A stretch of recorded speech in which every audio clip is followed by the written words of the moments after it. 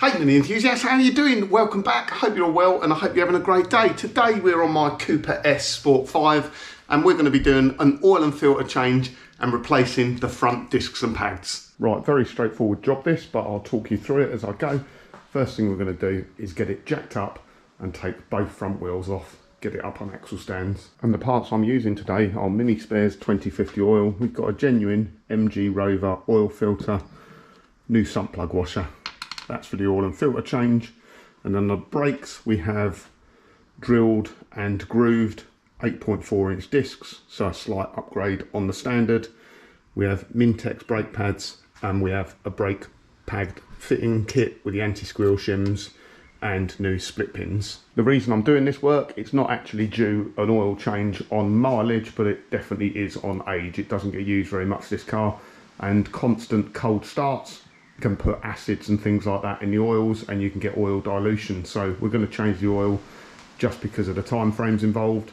The brakes have got plenty of meat on them, but I do get a bit of a brake judder when braking at speed. So I think one of the brake discs is warped. So we're jacked up and the wheels are off. The very first thing we're going to do is make sure we can get this hub nut off first. The reason we're going to try that first is they can be very, very tight. So I've got an impact gun. You might be just doing this with a breaker bar or a ratchet. And what you might need is for someone to jump inside and put their foot on the brake. To do that, you might want to start the engine up so you get servo assistance as well. So that's the first thing we're going to do. As a last resort, you might have to put the wheel back on without the center cap on the alloy wheel, or maybe the hubcap, and then undo it while it's on the floor, or loosen it up while it's on the floor.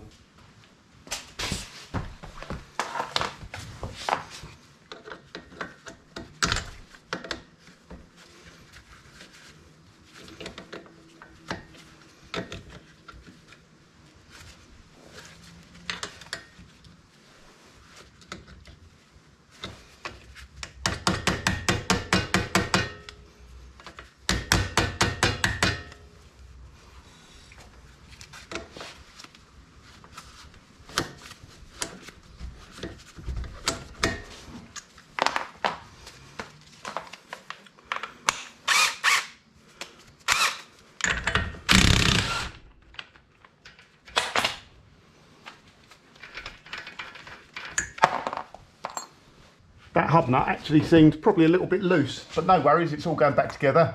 Next up, we got two 9/16 bolts on the back of the brake caliper.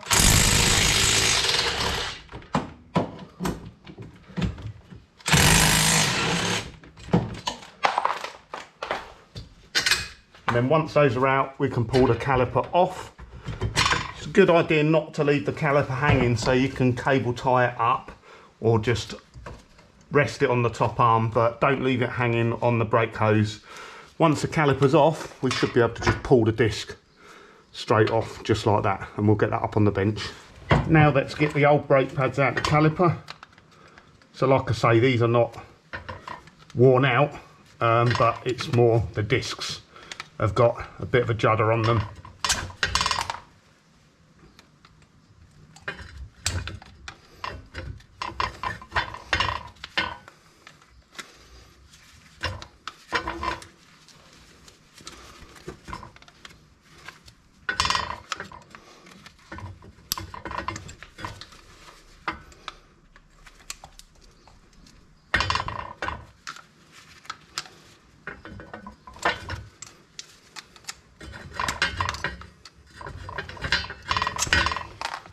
So I could have probably got away with reusing this fitting kit, but I've got new ones anyway.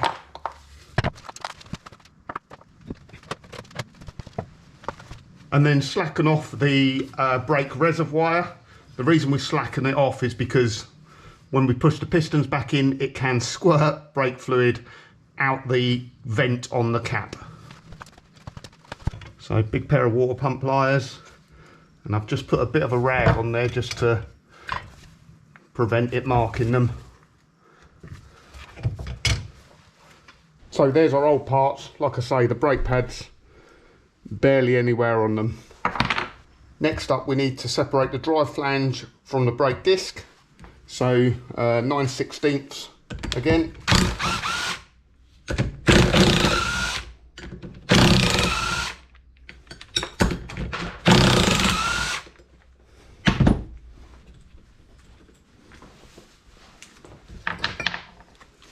And then a couple of bits here. It's vitally important when you put it back together that this mating surface is perfectly clean. So clean it up with a wire wheel, make sure there's no pitting on there. We need to use thread lock on these bolts and they need to be torqued to spec. And yeah. And finally, we need to clean all the grease off this new brake disc because it will be covered in a protective layer of wax.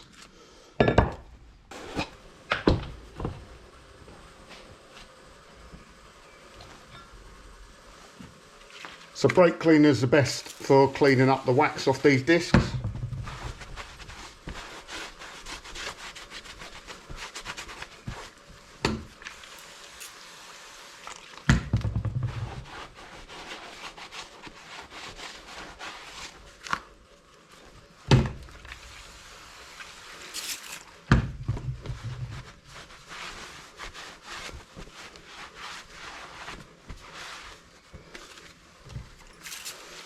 On these actually there is a lot of wax.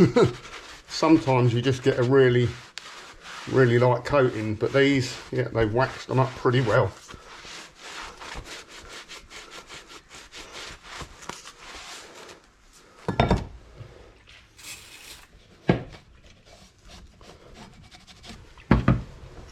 So our drive flange is cleaned up now. We are just going to use a very tiny bit of copper slip.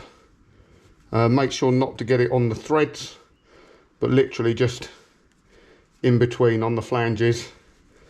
And then what I tend to do is put that in, just spread it about a bit so you've got a very thin layer on there. All that helps with is the next person that's going to take these apart will not have to deal with a corroded drive flange. So line up the holes. Now we need to get our bolts, apply some thread lock.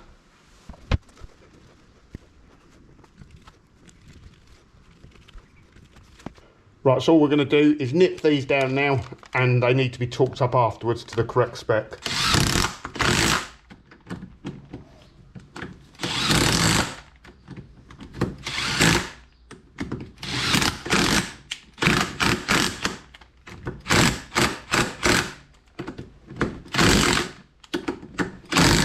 Just slacken them off quickly so I know I've got the not over torqued to them.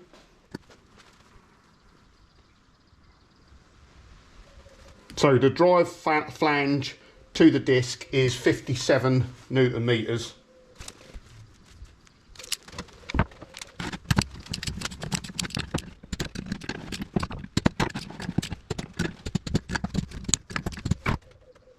Right, that's all torqued up now. Give this a final wipe down, put it back on the car. Right, so the disc can go back on now. Don't forget your washer. Right then, before we go much further in the video, I need to correct myself. So I'm a numpty. The observant of you will notice that the grooves are in the wrong direction.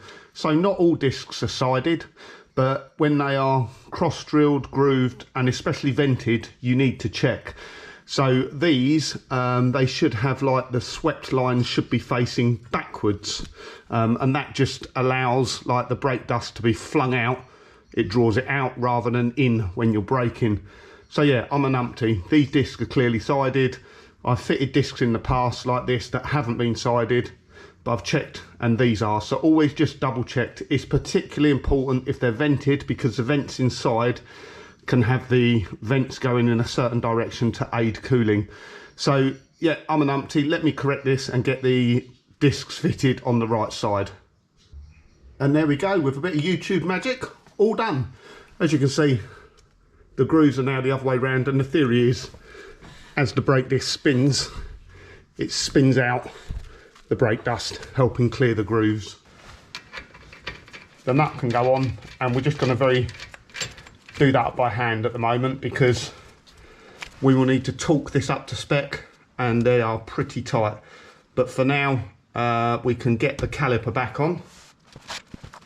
The caliper bolts have spring washers on them, so there's no need for Loctite there. Thread lock, you could do it if you wanted to go down some braces. And let's just torque these up as well. 53.9 Newton meters.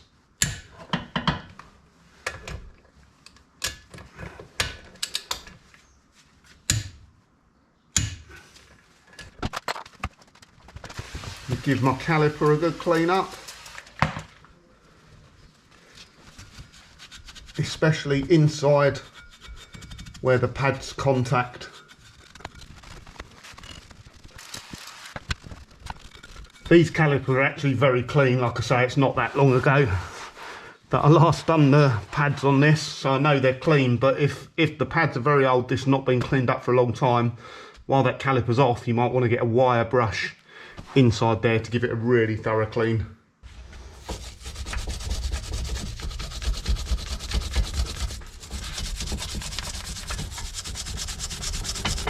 So the pads themselves, we're just going to apply a small amount of copper slip on the back. You don't have to go mad, just a smear, and then a smear down either side of the contact points. Again, less is more.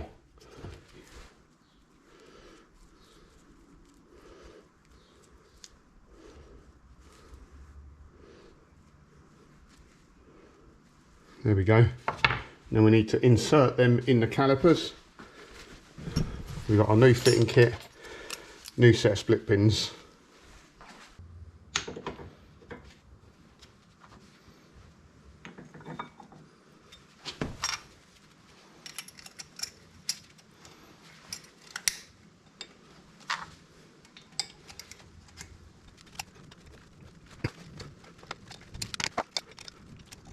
Don't forget to bend over the taller leg of one of the split pins. You don't need to bend both of them, just one, just to stop them coming out.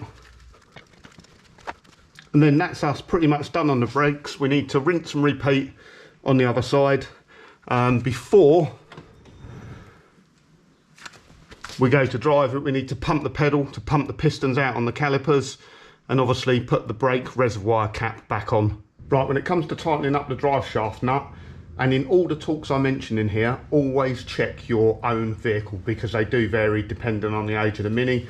You can get someone to get inside, put their foot hard on the brake to torque it up, or as you can see here, I'm just using a pry bar, and the tightening torque for this with discs is 202.9 Newton meters, which is very, very tight. And then what you need to do then is line up the split pin hole, which means turning it even further to the next bit on the castle nut, so you can get the split pin through.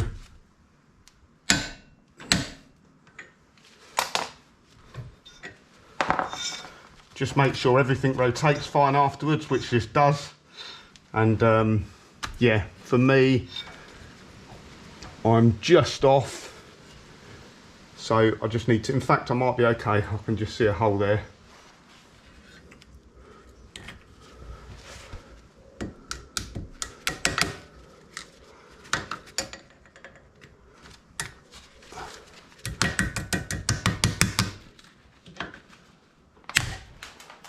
Right, so I've pumped out the brakes, tightened up the fluid reservoir, make sure the fluid is okay.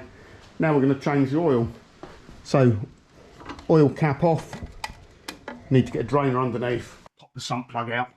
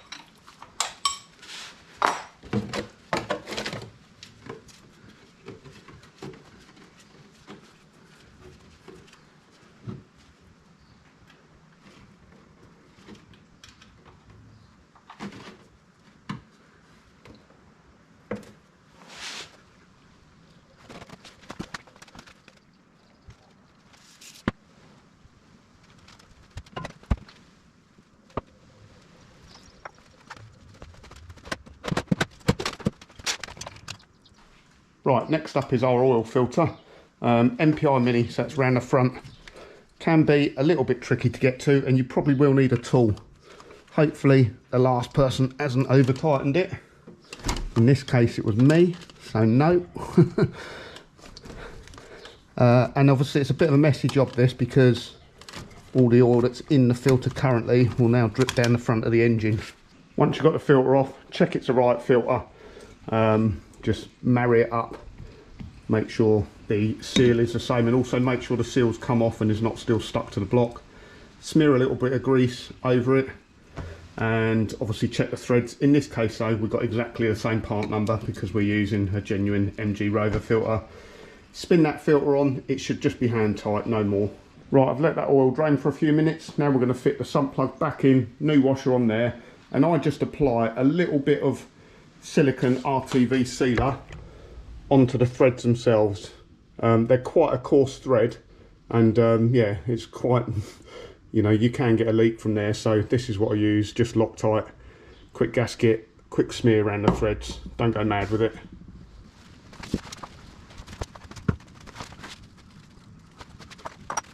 Right, and then fitting the sump plug. This is a big bolt sump plug with a coarse thread, so we only want to nip it up. Do not over tighten it, you risk ripping the threads out the gearbox.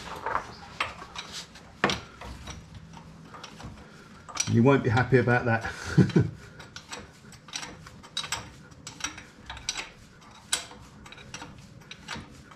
It should go in quite easily, most of the time finger tight. If it starts galling up, just take it back out and just double check. There we go, that's finger tight, and then just give it a little nip. Wipe over underneath. Now we just need to put the wheels back on and get oil in it. Right, it will hold for a refill round about 5 litres, might be just a little bit less. If you've done an engine rebuild, it may take up to 5.5 litres, but just for an oil change, your 5 litres is generally just about enough. When you fill it up, take it slowly, because it's quite easy to overwhelm the drains and literally fill the rocker cover right up until the point it overflows. So just add some, leave it 30 seconds, add some more until you get the 5 litres in. In fact, I'd say get about 4.5 litres in, start it up, wait till the oil light comes on or goes out. You know you've got oil pressure, then dip it and check it.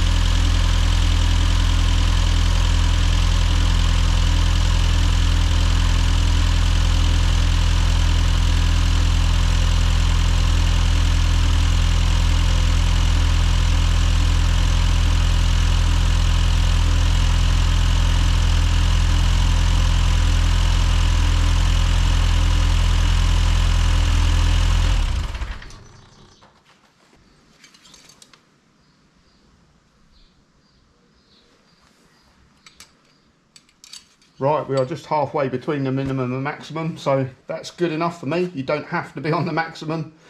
In between is fine. Right, so the tools I use to do this job. So yeah, you need a few bits more than just spanners and screwdrivers. So obviously an oil drainer, just used half an oil can, 24mm ring spanner, those medium and short 1/2" drive extension, medium 3/8 drive extension, 3/8 drive ratchet, an oil filter wrench, pair of side cutters, water pump pliers for squeezing the calipers back in, 1/2" nut gun, 3/8 nut gun, large pry bar, Bit of gasket sealer, although you don't have to use that. I'll just wipe that around the threads of the sump plug, and some Loctite. In terms of sockets, the hub nut socket, it's a big one. It's a 1 inch and 5/16. Then we have 11/16 1/2 inch drive socket, 1/2 inch to 3/8 adapter, a 9/16 socket, and an 11/16 or 17mm 3/8 drive deep socket. Okay, so that's all the jobs done on the Cooper S Sport 5 today. I hope you enjoyed today's video. If you did, please give me a thumbs up. If you drop a comment, I do read all the comments. And if you're not a subscriber, please help grow the channel and subscribe. I would really appreciate it. Have a great day, and I'll catch you again on the next one.